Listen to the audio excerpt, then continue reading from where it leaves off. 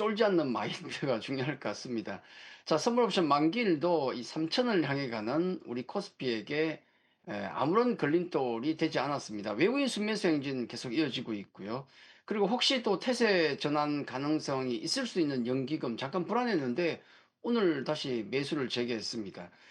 거기다가 고객예탁금 같은 경우도 뭐 이틀 연속 지금 60조를 넘어가면서 종목들이 그 작은 호재에도 막 10%씩 이상씩 움직이는 그런 유동성 장세의 모습까지도 이번 주에 계속되고 있죠. 우리 증시의 가장 큰 악재가 뭡니까? 글로벌 전체적으로. 트럼프 관세 리스크죠. 타쿠라는 말에서 금방 우리가 또 느낄 수도 있겠지만은, 트럼프 대통령이 엄청 싫어하죠. 예, 트럼프 악재가 약발이라는 관점에서 보면 많이 약화된 거죠.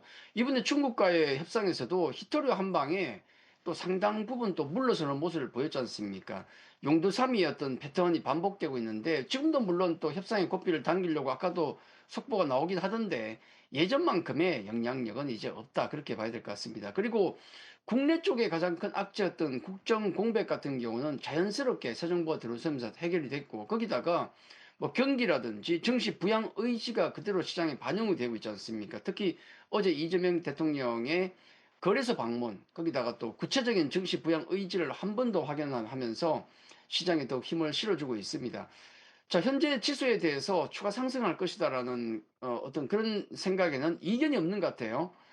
모두가 그렇게 보고 있는 것 같은데 지수가 지금 2,900을 넘어서고 있는 과정에서 현재 상반기 주도 섹터를 한번 보십시오.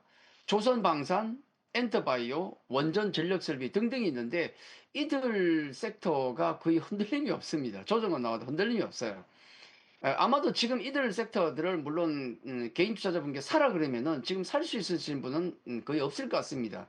하지만 이들 섹터를 믿는 사람들은 투자자들은 여전히 굳건하게 믿고 가고 있죠. 특히 실적과 밸류 모멘텀 측면에서도 이들 섹터가 아직도 단단하다 그렇게 보시면 될 것 같습니다. 자, 거기다가 더 큰 게 뭐냐면 아직도 뭔가 숨겨진 게 있죠. 철저하게 소외된 대형주들이 남아 있습니다. 자, 지수가 모두 급등한 상태에서 종목들이 다 급등한 상태에서 2,900이면 좀 불안하죠. 많이 올랐기 때문에. 근데 우리가 시가총액 상위 랭킹 10개 종목을 보면 그 중에 반은 갔는데 반은 못 갔어요.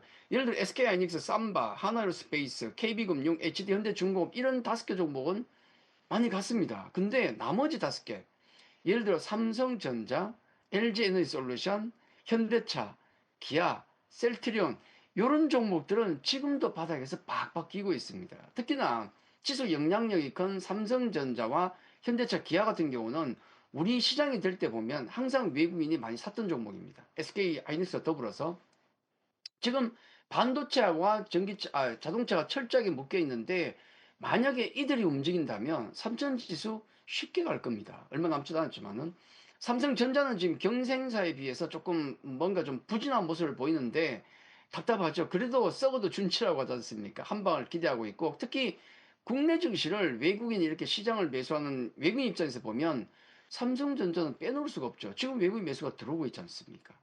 자, 거기다가 우리 그 자동차 같은 경우는 철강과 함께 우리가 지금 품목관세에 묶여 있죠. 물론 이제 자율주행이라는 부분에 있어서는 경쟁사 대비해서 조금 불안함이 있습니다만은 현재 아쉬운 주가는 역시 관세라는 요인이 가장 큰 겁니다. 이제 새 정부가 들어섰기 때문에 향후 협상을 통해서 풀어나가지 않겠습니까? 자, 그렇게 생각하면 최악의 경우를 보더라도 25%입니다. 현재 주가는 모든 악재가 최악으로 반영된 상태이기 때문에 협상을 통해서 조금만 낮아져도 큰 호재로 작용할 수 있는 거죠. 자, 정리하면 이렇습니다. 기존 주도주 경고합니다. 그리고 아직도 봉인이 해제되지 못하는 기업도 남아있어요. 그렇기 때문에 시장에 대해서는 우리가 강세 마인드를 유지를 해야 되고 우생마사란 말씀을 제가 많이 드렸는데 추세를 따라가는 시세를 따라가는 소는 살아도 그걸 역행하는 말은 중단 말씀을 드렸습니다. 내가 시세를 주도하지 못한다면 패스트 팔로우 전략이 최선의 전략이 될 수 있다는 말씀을 좀 드리겠습니다. 자, 빠르고 강렬한 종목 순환매가 돌아가기 때문에 대응도 좀 어려운 장이 합니다만은 제가 오늘 공방에서는 그에 따른 대응 전략, 특히 바닥권에서 올라오는 게임주 좀 살펴보겠습니다. 오늘 아까 뉴스 있었죠. 텐센트의 넥슨 인수 가능성 얘기 나오면서 관련 주들이 좀 급등 중인데 중국 하나은행 해제와 맞물려 함께 우리가 바닥에서 관심 있게 봐야 할 게임사들 자, 그걸 중점적으로 8시부터 시작되는 공방에서 무료 방송에서 살펴보도록 하겠습니다. 자, 오늘 여기까지입니다. 감사합니다.